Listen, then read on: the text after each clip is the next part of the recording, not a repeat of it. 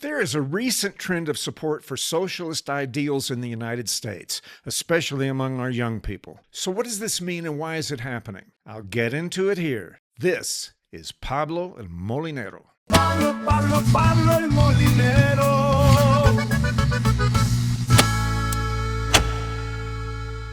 Socialism is generally defined as a system where the government owns the means of production. This includes the land and its resources, along with the infrastructure such as factories, public utilities, and major installations. The goal of socialism is to reduce societal inequities with a more even distribution of wealth and resources. So, that's the definition. But to be fair, it must be pointed out that there are degrees of socialism. Some people argue that just collecting taxes to build infrastructure for the public benefit is a form of socialism. That position becomes stronger when those taxes are used to fund social programs, such as public welfare. At least that is an example that is probably the easiest to understand. But the spectrum of what is called socialism is vast.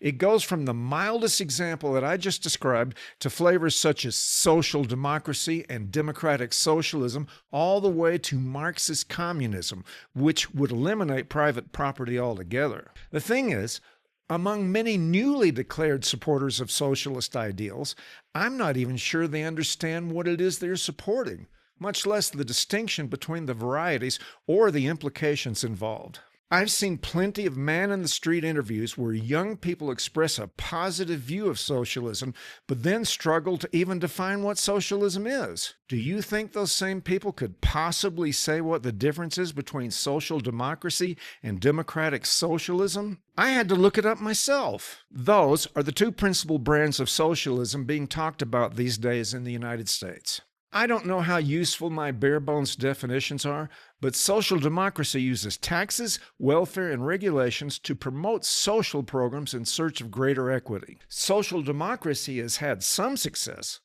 Proponents often point to Scandinavian countries as a proof of concept. Critics point out that the U.S. has a vastly larger and more diverse population than any of those countries, so the model doesn't fit the circumstances. The divisions within our society means that there are diverse interests and probably different ideas about what fairness means. On the other hand, democratic socialism seeks to overcome capitalism with greater control and even ownership of the means of production.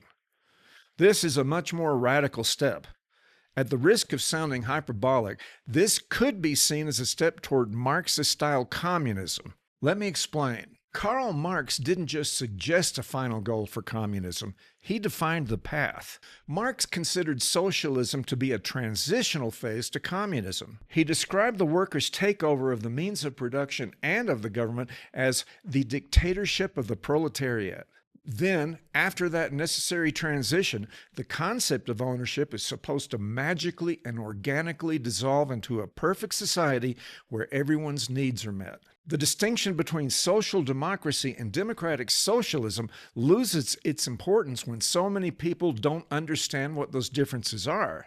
Like I said, this is a trend. Supporting socialism is trendy because at a superficial level, it sounds more fair. Well, Marxist principles sound fair on paper, but that was a utopian vision. It wasn't until these ideas were actually tried that the failures and the reason for their failures became clear. Now, I can't say what the ultimate intentions of democratic socialist politicians may be.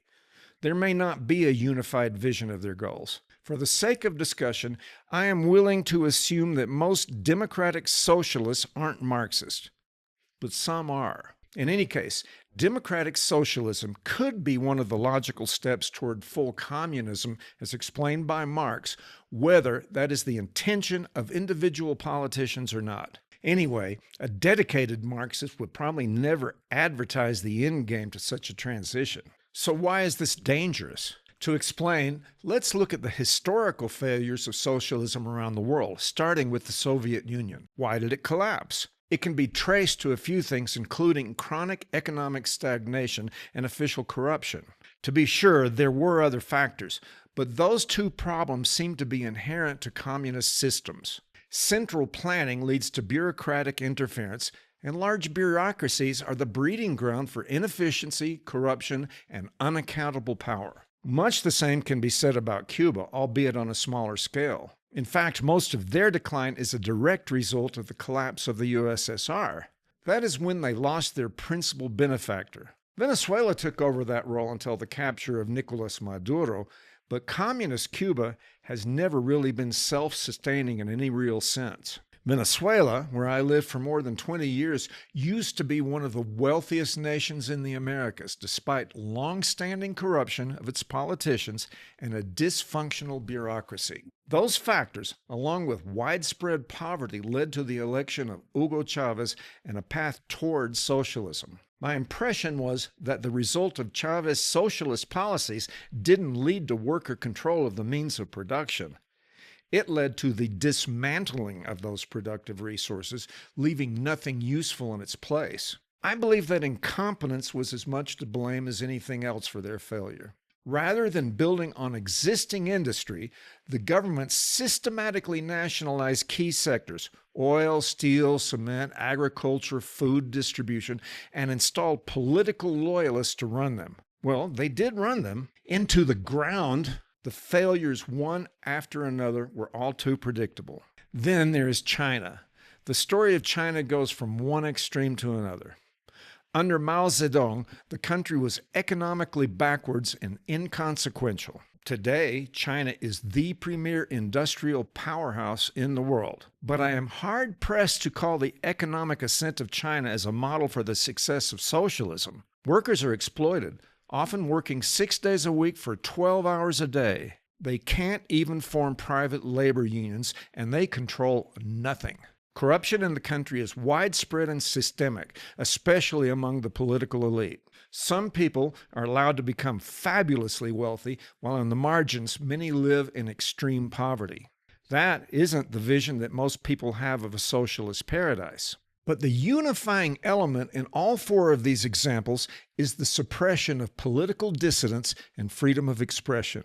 Although this was not one of the ideas espoused by Marx, it seems to be an inevitable product of those socialist experiments. As the government's power expands, the need to quash opposing viewpoints seems to grow.